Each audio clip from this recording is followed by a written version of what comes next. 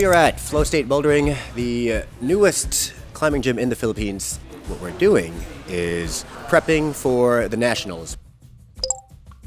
So Nationals is the annual competition of the Philippine climbing community, and whoever wins this competition has the chance to represent the Philippines in the upcoming SEA Games in Thailand.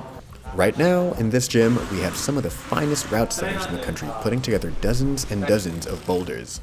But since this is a very special competition, we also have a very special guest, Yoshiyuki Ogata.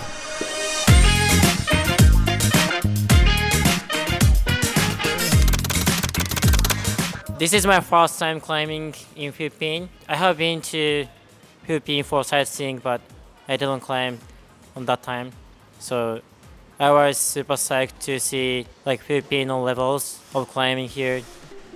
So, what goes into this whole process? You've got this giant blank canvas of a gym, and this team is tasked with putting up multiple sets of boulders for multiple categories within the event, totaling 45. And it all starts with this whiteboard.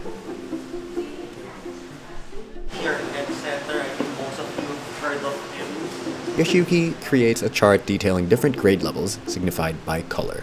Beyond the grade, there are also styles of boulders. Some are more technical, some involve jumping and catching.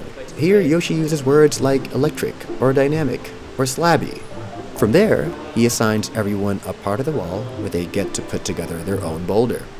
Everyone grabs a drill, assembles their holds, and one by one, they drill them onto the wall.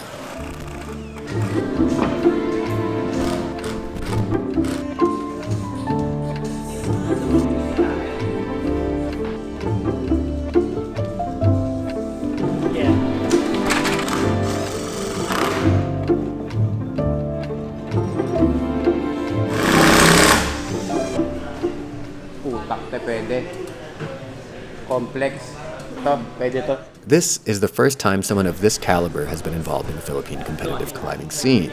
Seriously, as soon as Yoshiyuki stepped off the plane, he became, by default, the single strongest climber in the entire country. So I asked the setters what it's like to work with him. Intimidating. It was kind of intimidating. So there's like the innate desire to look good in front of him.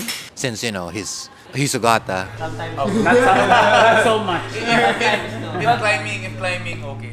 Any feeling of intimidation, though, was outweighed by Yoshi's humility.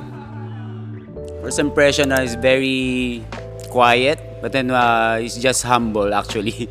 But at the same time, I mean, he's really nice. He's really chill. It's not like he's pushing us too hard either. He had no ego when I was working with him. He even asked my opinion, which I was surprised with. There was never any air of superiority or self-importance. He was just happy to take up the drill and get to work. Honestly, I was just expecting to help him screw things and like give him holds and stuff, but he listened to my suggestions. Like fit on the floor and full like. Yeah, I understand. And here it's torque in a good pattern. I don't think it's that hard. Yeah, it's not hard. With the way he carries himself, you'd think he was just another setter. Once they started testing the boulders, though, it became very clear why this man is considered a legend.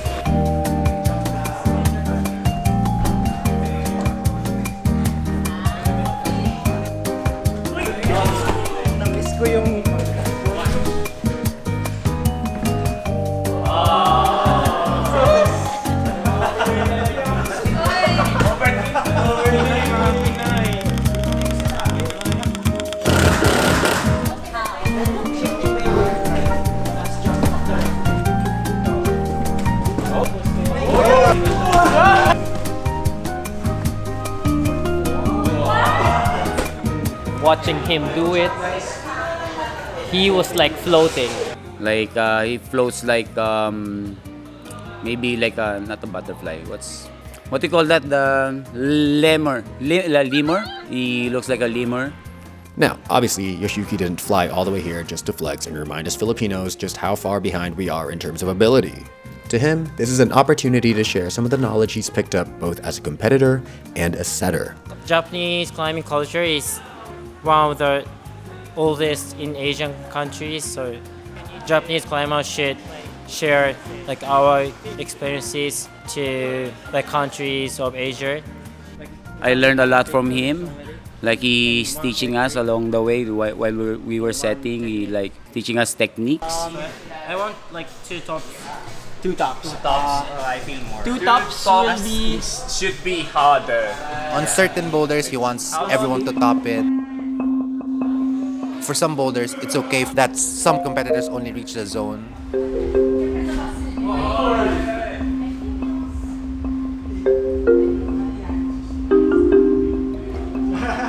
I guess that's the accuracy of the difficulty. If you plan to set a boulder with a certain difficulty, you need to be experienced enough to know if it's doable for that category.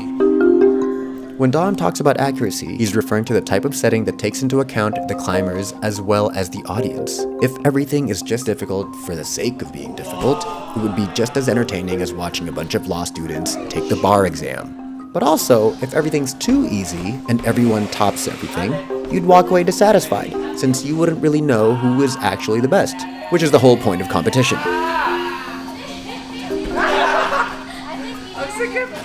So, in this sense, the setter's job can be so complex. You have to maintain this delicate balance where the boulders are entertaining for the audience, stimulating for the climbers, and just hard enough that only a select few can clearly distinguish themselves as the strongest. So the most important thing is we need to make results differences between like strong climbers and not strong climbers. And thus, you get a whole lot of tweaking and testing and tweaking and testing. It's a lot of work.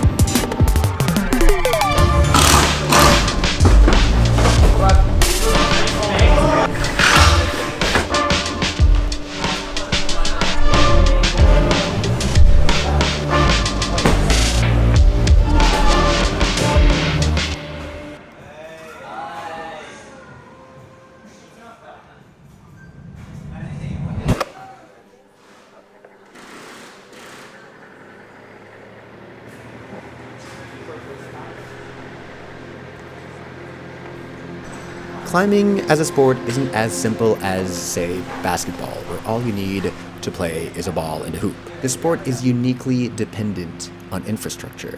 Climbers can only be as good as what they climb, and what they climb can only be as good as the setters who set them. If we're trying to catch up with our neighbors in Asia, we still have a long way to go. But with new gyms popping up every year, and with world-class athletes such as Yoshiyuki contributing their time and knowledge, it seems we are clearly going in the right direction.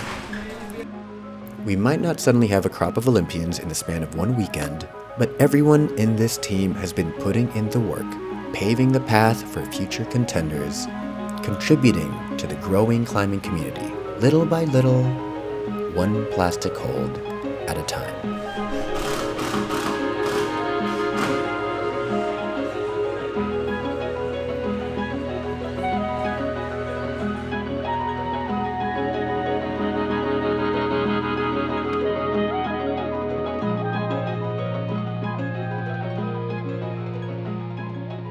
So if you want to see these boulders in action, the whole live stream is up on the Pilipinas Climbing YouTube page. Now, if you enjoyed this content, I hope you can like and subscribe. This is my first foray into YouTube, and if you would like to support this endeavor, please consider becoming a patron on my Patreon. With enough patrons, I hopefully would not have to debase myself and turn into a human billboard. Now, if you are uncomfortable with subscribing and paying monthly, which I totally understand, please consider purchasing one of these. This is also one way of supporting me. This is a deck of So cards. It's my little project. It's a game designed for deeper conversation. While I am not as active as I once was, it still does help every time someone orders. So if you want to help out, grab a deck, or 2, or 3. I don't know. Thank you again. Like, subscribe, share. If you have ideas for other things, other topics to tackle, let me know in the comments.